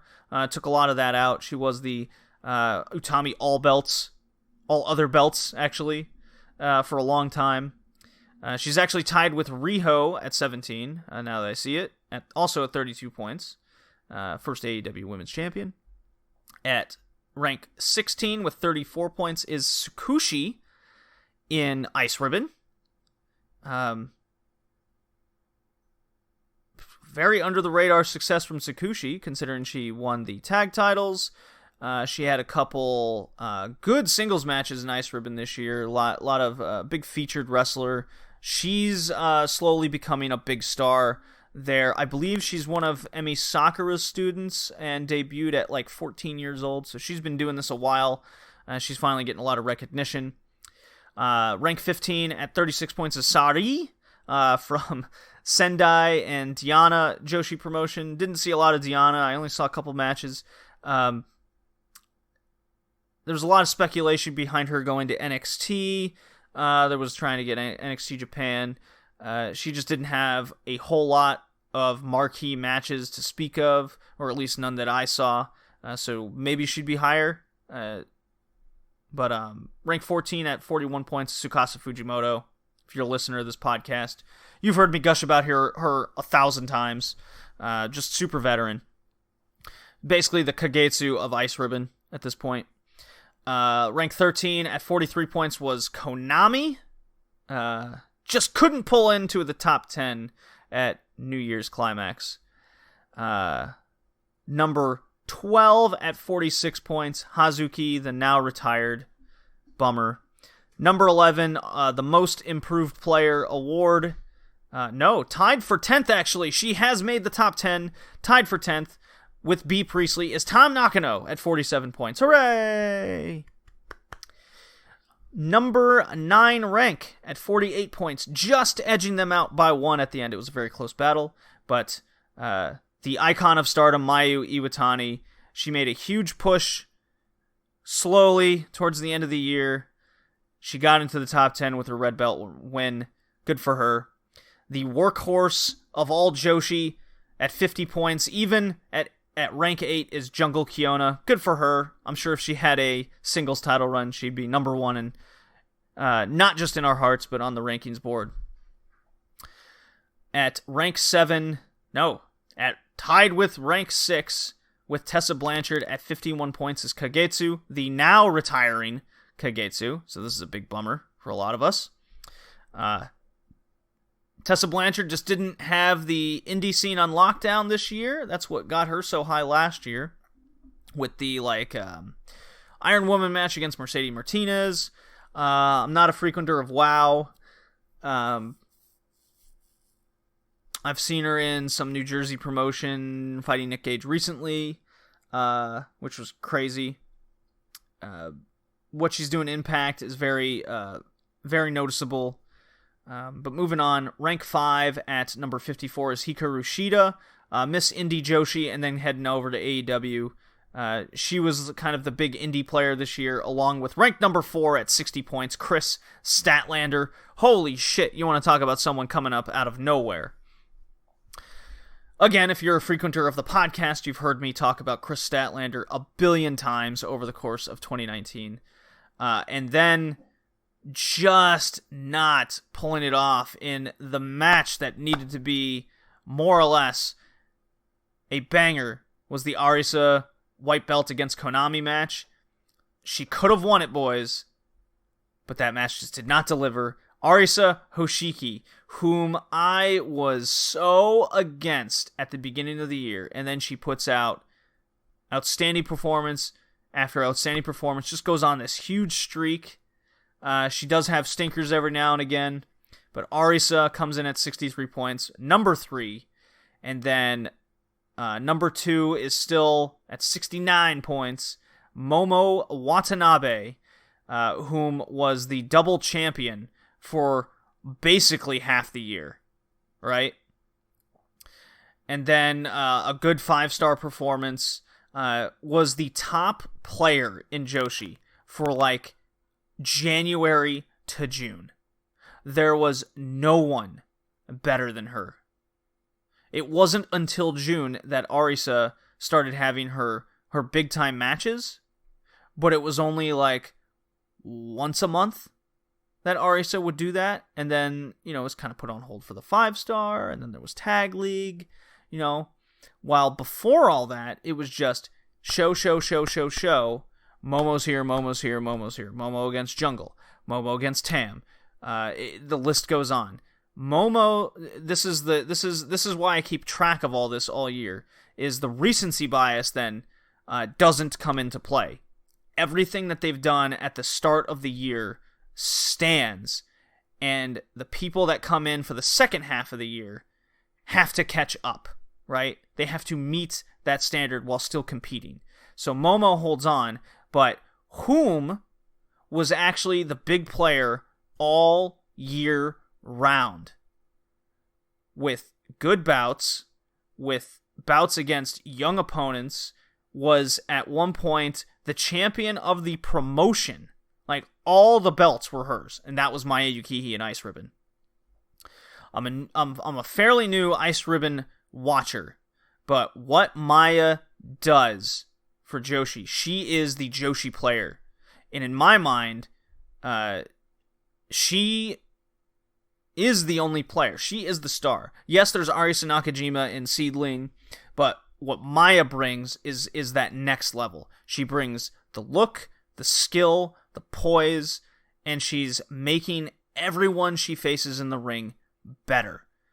I mean, we can just simply look at Julia coming over to Stardom, and we've seen her matches be okay. We're definitely worried that how young she is, but if you go back and watch that match of Julia against Maya Yukihi, you'd think it's one of the best matches of the year. So, Maya is the Women's Wrestler of the Year at 71 points, just edging out the field. But, hey, when you're the champion all year round, and you put in banger performances, no, she doesn't have the best matches. She's not the outstanding performer, but she is the Wrestler of the Year for women. And if I put her number up against the men, she actually ties Dragon Lee and Jericho in that 10 spot. So she's a top 10 Wrestler of the Year in total. While last year there was, I think it was Toni Storm and Tessa Blanchard made the top 10. So with that, as I drink more scotch,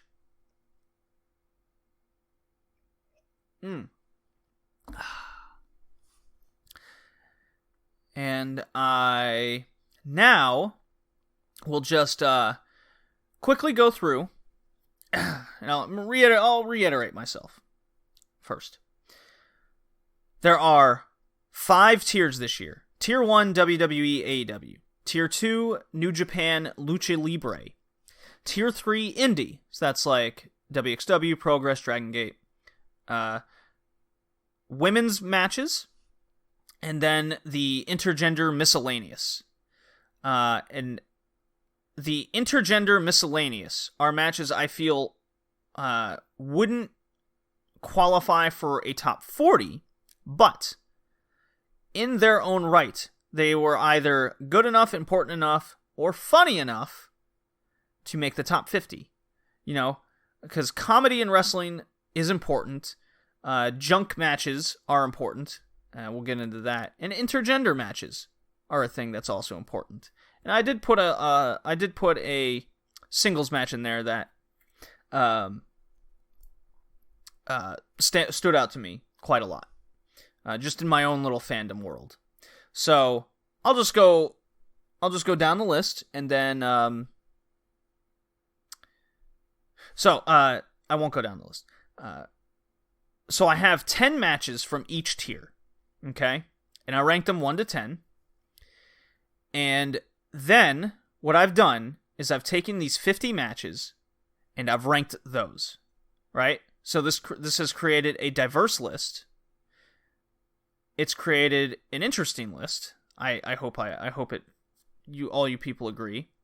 And what I've also done, and I did this last year, is a feud counts as one match. So if it is the same two people involved or the same group of people involved in multiple matches, they count as one single match. Because I feel they are as important with each other as they are singularity. So like the blow off of a feud. So without that blow off, you can't have that blow off mean as much without the previous two encounters. I hope this makes sense for everybody. So that's my reasoning. And one of my own little rule was with this intergender miscellaneous 10 matches, they're automatically 41 through 50, and I ranked them accordingly. So starting now, get your pen and paper out, because if you haven't watched any of these are the matches I feel are the top 50 matches of the year, as we work our way up to number 1 from 50. So get your pen and paper out. Yet again, as I reiterate, I'll give you a second to get that pen, and paper as I drink more scotch.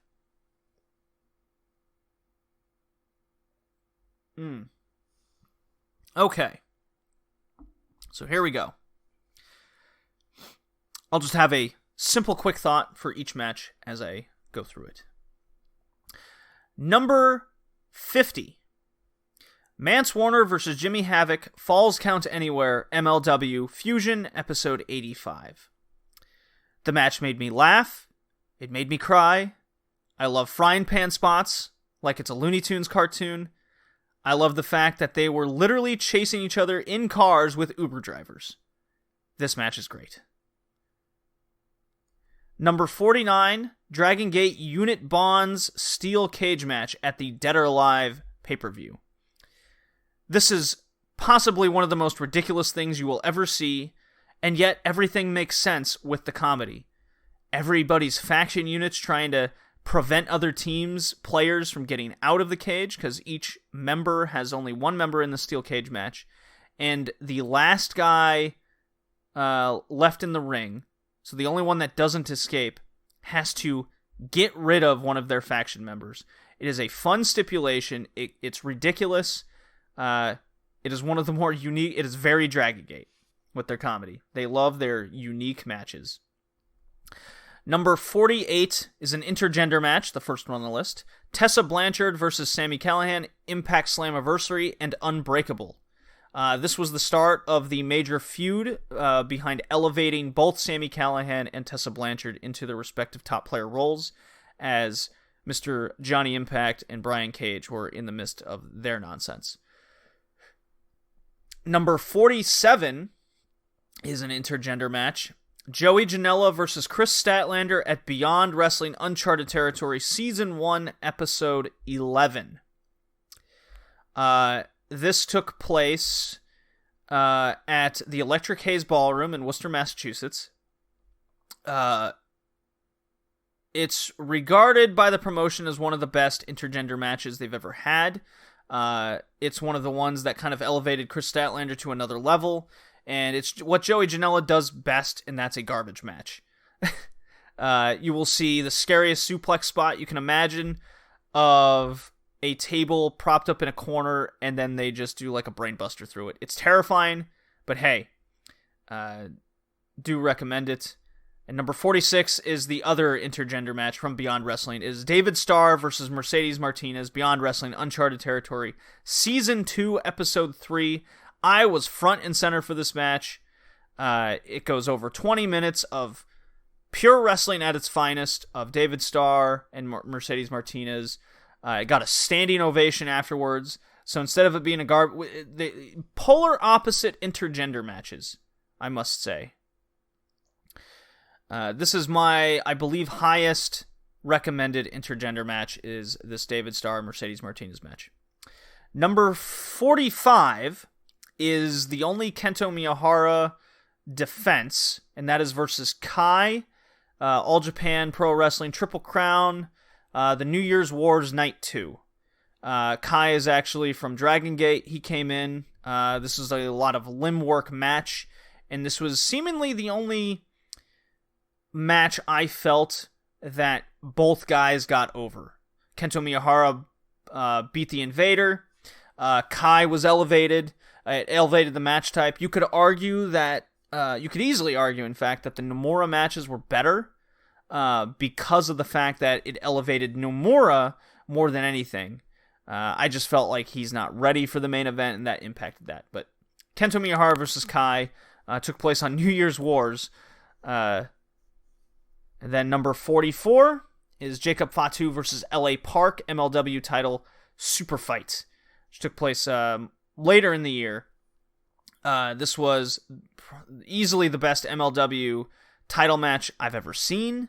It's great for the promotion. It definitely represents everything the promotion is, and the fact that it ended with LA Park spearing poor Zelina De La Renta through a table and then Fatu doing his thing.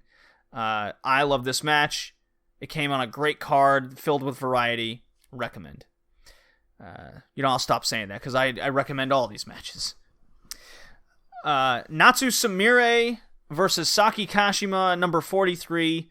These matches took place April 21st, May 5th, July 20th, Big Summer, and 5-Star Grand Prix Day 8. There you go. 4 matches were on this sucker feud. And it is a comedy feud of comedy feuds. And to say it doesn't play later into storylines heading into 2020 would be an understatement. It's absolutely so much fun how comedy and seriousness can come together in one. And then I move on to number 42 rank, which is JAA versus the Anti-Fun Police at WXW World Tag Team Festival Night 2. This is only, I believe, one of 2 WXW matches that make the top 50 this year. Very unfortunate. They made, I think a few matches even made the top 10 of indie matches for me in 2018. So a down year of high-performing matches for WXW. This is the epitome of the best comedy match I've seen in years. Absolute Andy is really going into his absolute dad role with the cool kids of Jay Skillett, the Anti-Fun Police. I mean, there was finger guns that murdered people. Absolute Andy Jay Skillett brings a cucumber into the match. There was revival orange juice. If everything I'm saying sounds ridiculous, it absolutely is. Number 41 is Chris Dickinson versus Daisuke Sekimoto at Beyond American Rana 19. The reason why this makes the list is I didn't feel it was good enough to crack the top 10 of indie matches, but I believe it is a top 50 match of the year. Chris Dickinson went on a 13-week out of 17-week tear of uncharted territory, winning not Treasure Hunt, but the random tag team gauntlet battle royal thing at Beyond, and he calls out Daisuke Sekimoto. He proceeded to go through uncharted territory, specifically wrestling opponent after opponent that would kick the shit out of him, beat the shit out of him, test his endurance, all for a match versus one guy. And it all culminates at American Rana, where the sweat flew, the hitting was hard, it got me on my feet. It's literally the only match that I leapt to my feet to at a live event. So for me personally, it makes 41 for those reasons. And it was my North American independent wrestling match of the year. Number 40 is B. Priestley versus Hana Kimura, world title, Stardom, at the Korakuen Hall show on October 14th. I believe I was on the No Particular Angle podcast explaining why this match is rated so high, why I hold it in such regard. I think character work is incredibly important in wrestling, and this was the epitome of that, and something that's been missing in Joshi wrestling in general, along with heels. 39, Queen's Quest versus Tokyo Cyber Squad, Goddess titles, that's the tag titles, at Big Summer in Nagoya on July 15th. Again, that show in general, the Big Summer in Nagoya, was up for pay-per-view of the year. This was, in my opinion, the best tag team Joshi match of the year. Number 38, Kenny Omega versus Joey Janela, the Lights Out AEW Dark Episode 2, and their October 16th encounter. Just another example of Kenny Omega, and this is probably the second best garbage match I've seen. And I'm describing that as where you're going to have a hardcore match, hit each other with a bunch of shit, and go through shit. And I'm sure if I was a bigger GCW fan, perhaps one of those matches would have made this list more. I did see 2 GCW shows, and nothing particular stood out better than this one right here. 37, Will Ospreay versus Robbie Eagles, Boss J, Day 10 at Southern Showdown. I love stories in wrestling, and to me, with the conflicting Robbie Eagles in Bullet Club and William Ospreay trying to get him to see the light, and then culminating at Southern Showdown, the story was there, the wrestling was there. I loved it. I'm sure it's not going to make a lot of people's list because it just doesn't have those name values, but hey, it's on mine, man. Number 36, I believe, is the best men's Puroresu tag team match, and that's Strong BJ, that's the team of Sekimoto and Okabayashi, versus the Violent Giants, Suwama and Ishikawa, in All Japan Wrestling for the tag titles at Dream Power Series Day 6. I did watch this entire All Japan show. I don't think I covered it enough when the podcast happened to cover it. I did rewatch this match in particular because I did make strong notes about it, and it is everything you want in a hard-hitting tag team match. It really reminds you of All Japan in the 90s kind of style, Big Japan hard-hitting, which makes sense since, well, Strong BJ are 2 guys from Big Japan Wrestling. So is Ishikawa, but Violent Giants, they won Tag Team of the Year in Japan, and there's good reason why. To me, this was the best tag team match of the year in Japan. Number 35, Arisha Hoshiki. You will hear her name on the list quite often from this point forward. Versus Jungle Kiona, Wonder Title, Korakuen, August 10th. I mean, when you kick out of a Kaniku Buster, it's going to be a damn good match. 34, Ishii Moxley, G1 Block B, Night 6 in New Japan Pro Wrestling. Ishii does a splash off the corner turnbuckle to the outside through a table. Number 33, Kenny Omega versus Jon Moxley, AEW Full Gear. Probably the most controversial match on the list outside of the Omega-Joey Janela match. I was there live for this one. I went to 33 live wrestling shows in 2019, the most I've ever done. And seeing this match at Full Gear was definitely something else. It reminded me of the Attitude Era to a key. I loved it. My mom loved it. If it doesn't make your list, hey, that's okay. It made mine. Number 32, Arisa Hoshiki versus Tam Nakino, Wonder Title Korakuen, June 16th. People might be angry. This is so low. And you have every right to be. But damn it, there was some good Joshi wrestling this year. And I watched a lot of it. Did like the subtle storytelling. I just don't think the story's over. Maybe if there was a double or a trilogy to it all, it would be higher on the list, because the feuds do matter. Number 31, Ilya Dragunov versus Cara Noir, the trilogy, Chapter 96, 97, 2 out of 3 falls, Chapter 99. I just went into that on the last podcast. Let's go listen to that. Number 30 is Chihiro Hashimoto versus Sari, the Sendai title from Niigata in June, and Sendai October 13th. The epitome of, well, Satomura style, basically. We're going to have a damn good, hard-hitting Joshi match. That's what this is. That's what this was. Number 29, seemingly back-to-back, Maya Yukihi versus Shikasa Fujimoto for the Infinity title and Ice Ribbon. This took place at 9:30 Ribbon Mania and 9:74 Osaka 3. So 9:30 was Maya Yukihi's ascendance to the top of the throne, and then 9:74 was the draw versus Fujimoto, which led into the story of Maya relinquishing the title by option to have a tournament.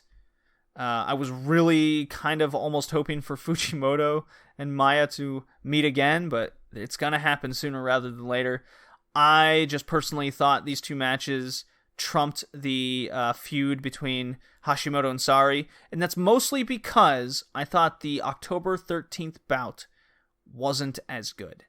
While the same could be said for the Ice Ribbon match here, but it led to further story. 28, Benkei versus Masaki Mochizuki, Dragon Gate, October 8th, Gate of Victory, Day 5. I spoke highly about the old man and Benkei and the story of beating all the Dragon Gate champions that are still, ex-Dragon Gate champions that are still part of the promotion.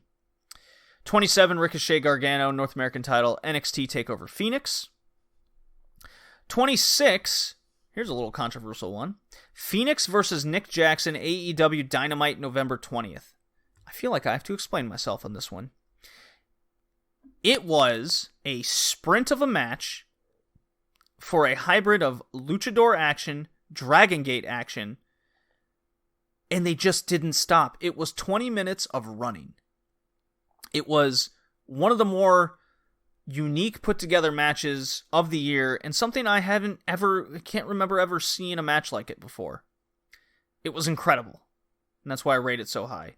Ricochet and Gargano was just a pure, I'm a fast guy match, while I think Phoenix Nick Jackson trumped it in that same department. So you'll see kind of a theme with this top 50 list, where one will barely rank above another, for a reason that's just puts it over, and they're kind of back-to-back. 25, Ospreay Ibushi. They had the open weight title match, Wrestle Kingdom 13, and they met G1 A Block Night 5. That's where the Hidden Blade made its debut, and the subtle beginning of Ibushi's character turn towards being the subtle serial killer. 24, Tessa Blanchard versus Gail Kim, Impact Rebellion.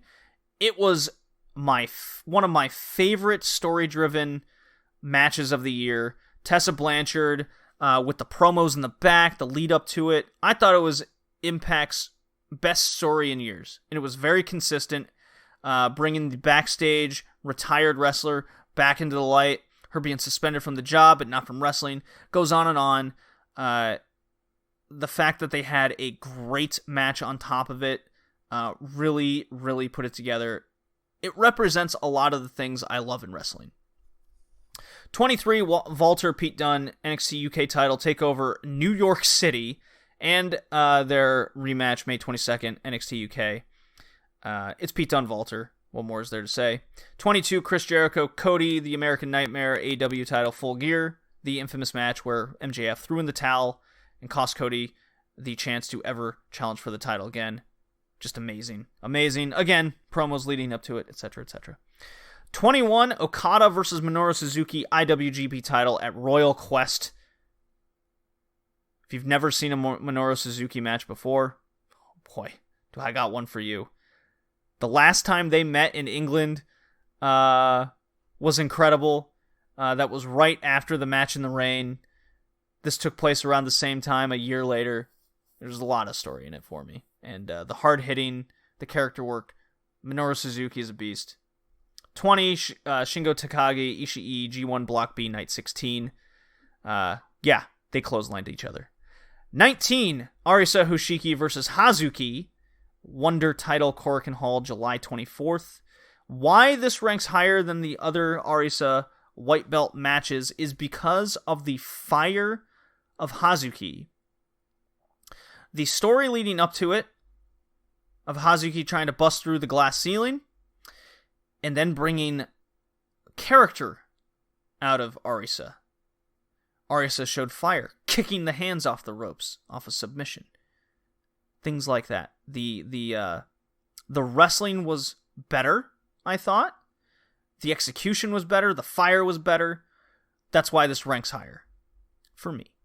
18 comes from Dragon Gate at the Kobe Pro Wrestling Festival. It's the Twin Gate title match, the triple threat Twin Gate titles. Tribe Vanguard versus Red versus Maximum. Too much to even go into on why this is great. 17, Gargano, Adam Cole, the feud. NXT title, 2 out of 3 falls, TakeOver New York City, TakeOver 25, and then another 2 out of 3 falls, TakeOver Toronto. This ranks low because of that third encounter, where it was another 2 out of 3 falls match, and then the finish really killed it for me. Otherwise, this would have been higher. And the fact that we saw it 3 times. It got dull with me. Now, that first encounter was absolutely amazing. It was a match of the year for a long time in 2019.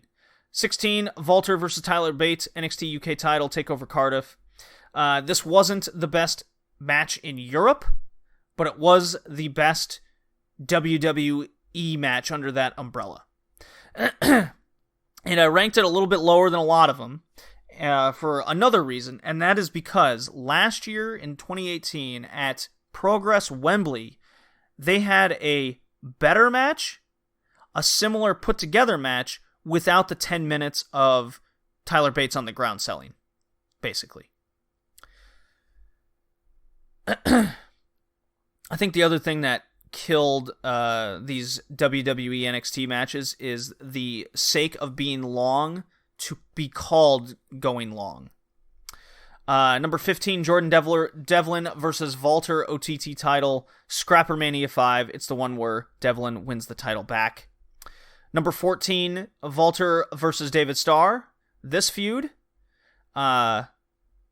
16 Karat Gold Night 1 in WXW, OTT WrestleRama 3, and Progress Chapter 95. Walter David Starr have a storied history. It keeps playing off each other. It just keeps getting better and better. The day will come when Starr beats Walter. 13 is the number 2 Joshi match of the year. Arisa Nakajima versus Nanae Takahashi from Beyond. It's from Seedling, Kawasaki story for the Beyond the Sea title. It's the hair versus hair match. I spoke a long time about this match when I watched it. It is epic, to say the least. Number 12, Ben K versus Naruki Doi, Dragon Gate title, Dream Gate title, Final Gate. It is the crazy awesome Naruki Doi finishing spot, and Ben K playing into all of his finishers that beat the veterans come before him. Fantastic. Just fantastic. We're getting to the nitty gritty here. Number 11, God, I wanted to put this as number 10. But it was just missing one thing, and that is multiple encounters. It's Pac versus KZ, the Dream Gate title from Dragon Gate at Truth Gate Day 5. This is the match that made me fall in love with Dragon Gate as a full-time watcher. I don't think I need to say anymore. Number 10, Young Bucks versus Lucha Bros. AAA Tag Team title feud, AEW Double or Nothing, and the All Out ladder match. I'm sure we've all seen that one. It was a car crash, but a car crash with a purpose.